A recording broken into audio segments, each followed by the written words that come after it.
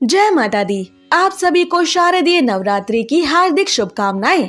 आज की इस वीडियो में हम आपको सुनाएंगे नवरात्रि के छठे दिन सुने जाने वाली माता कात्यायनी की कथा और आरती, जो नव दुर्गा स्वरूप में माता का छठा स्वरूप है। नवरात्रि का छठा दिन इन्हीं माता को समर्पित है। छठे नवरात्रि में माता रानी को प्रसन्न करने के लिए ही व्रत किया जाता है। साथ ही आप सुनेंगे माता कात्यायनी की पूरी पूजा विधि। आपसे प्रार्थना है कि ये कथा अंत तक अवश्य सुने, क्योंकि अधूरी कथा सुनने से पाप लगता है। और कथा शुरू होने से पहले हमारे चैनल को सब्सक्राइब करके एक बार कमेंट्स में दिल से जय माता दी अवश्य लिखें।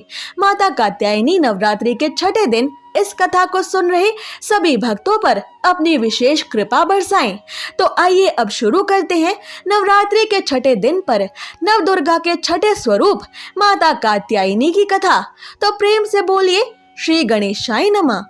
ओम जयंती मंगला काली भद्रकाली कपालिनी दुर्गा क्षमा शिवा धात्री स्वाहा स्वधा नमोस्तुते।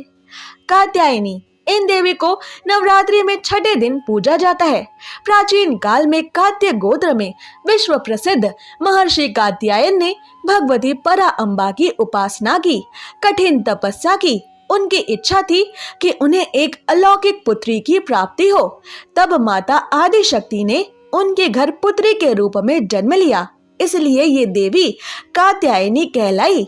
इनका गुण शोध कार्य है, इसलिए इस वैज्ञानिक युग में भी कात्यायनी देवी का महत्व सर्वाधिक हो जाता है। इनकी कृपा से ही सारे कार्य पूरे होते हैं। श्री वैद्यनाथ नामक स्थान पर प्रकट होकर माता कात्यायनी पूजी गई थी। माता कात्यायनी अमोघ फलदायिनी है। इनकी 4 भुजाएं हैं।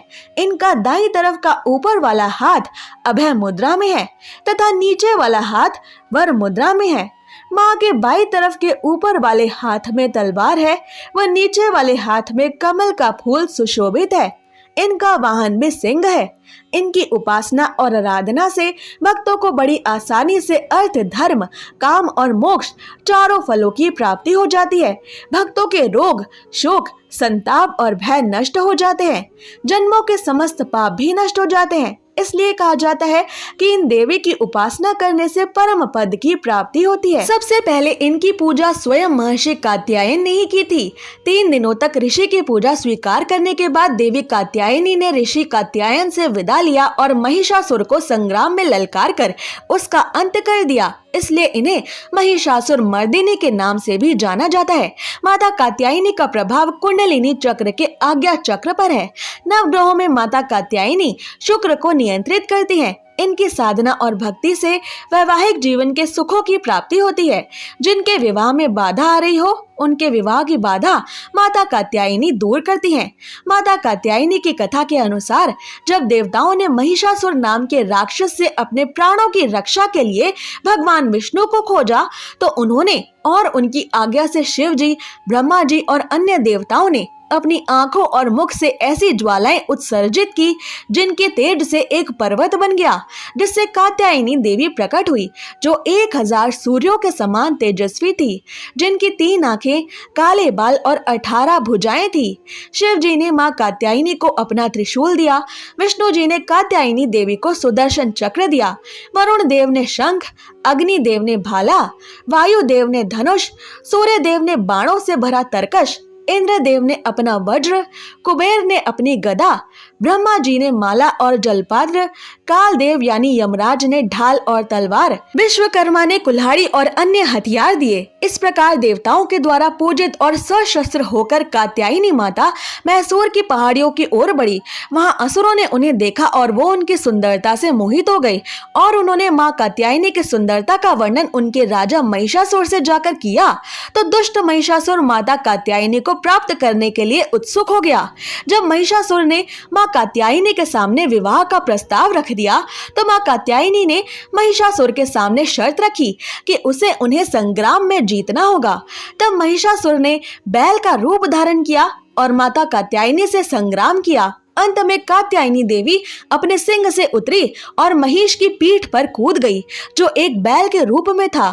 फिर माता कात्यायनी ने अपने कोमल पैरों से बैल रूपी महिषासुर के सिर पर इतना भयानक प्रहार किया कि वो बेहोश होकर जमीन पर गिर पड़ा। फिर माता कात्यायनी ने अपनी तलवार से महिषासुर का शीश विलग कर डाला और तब से माता कात्यायनी को महिषासुर मर्दिनी यानी महिषासुर का वध करने वाली कहा गया। देवी कात्यायनी को वृंदावन यानी ब्रज भूमि की अधिष्ठात्री देवी के रूप में भी जाना जाता है। माता कात्यायनी का संबंध श्री कृष्ण और उनकी गोपिकाओं से भी रहा है। द्वापर युग में रासेश्वर भगवान श्री कृष्ण ने मोहिनी बांसुरी और अनूठी लीलाओं से ब्रज की गोपिकाओं को अपने प्रेम आकर्षण में बांध लिया था। हर कोई उनके दिल में रहना चाहता था। गोपिकाएं तो बलिहारी थी। तब उन्होंने भगवान श्री कृष्ण को पति रूप में पाने के लिए माँ कात्यायनी की आराधना की। तब से अब तक युवतियां सुयोग्य वर के लिए माँ कात्यायनी की पूजा करती हैं। माता कात्यायनी की इस कथा के अनुसार वृंदावन की गोपिकाओं ने भगवान श्री कृष्ण को पति रूप में पाने का मन में विचार बनाया। तब ब्रज लीला के ज्ञानी गर्ग मुनि ने गोपियों के इस मनोभाव को जानकर भगवान श्री कृष्ण को सचेत कर दिया। वृंदावन की गोपियों के संकल्प को देखकर वृंदा देवी एक दिन गोपियों के पास पहुंची और उन्होंने कहा कि अगर भगवान श्री कृष्ण को आप सब पाना चाहती हैं तो माता कात्यायनी की आराधना करो।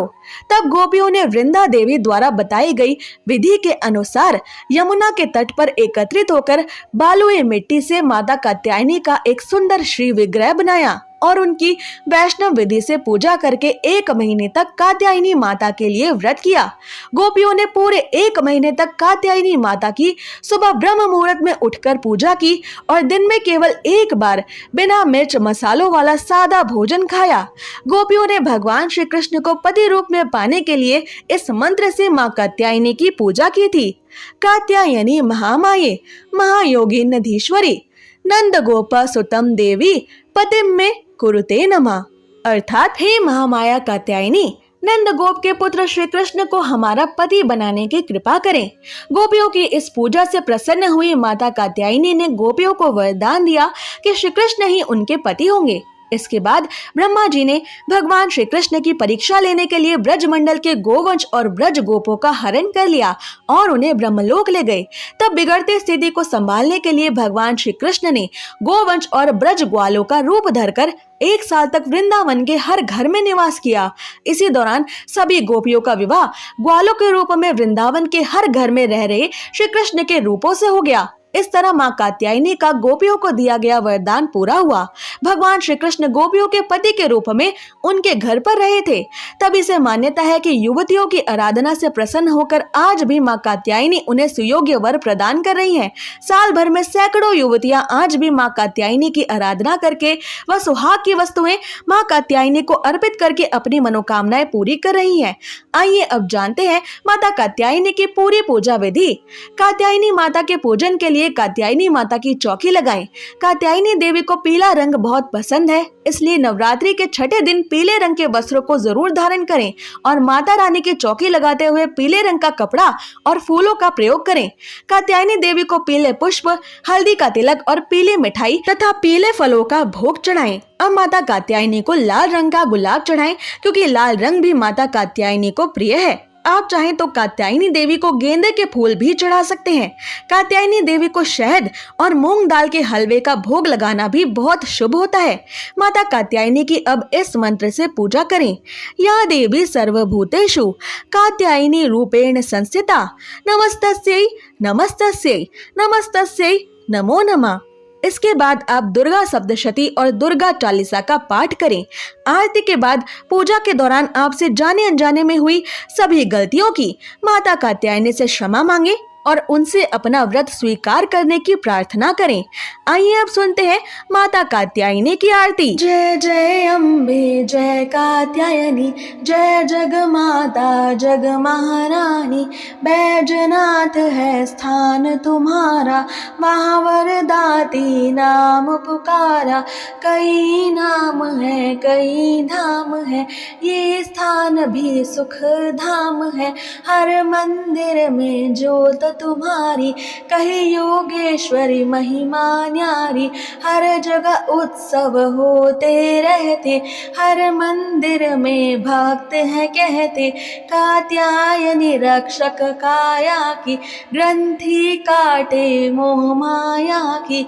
झूठे मोह से छुड़ाने वाली, अपना नाम जपाने वाली। बृहस्पतिवार को पूजा करिए, कात्यायनी जी का ध्यान धरिए। हर संकट को दूर करे माँ, भंडारे भरपूर करे माँ। जो भी माँ को भक्त पुकारे, कात्यायनी सब कष्ट निवारे।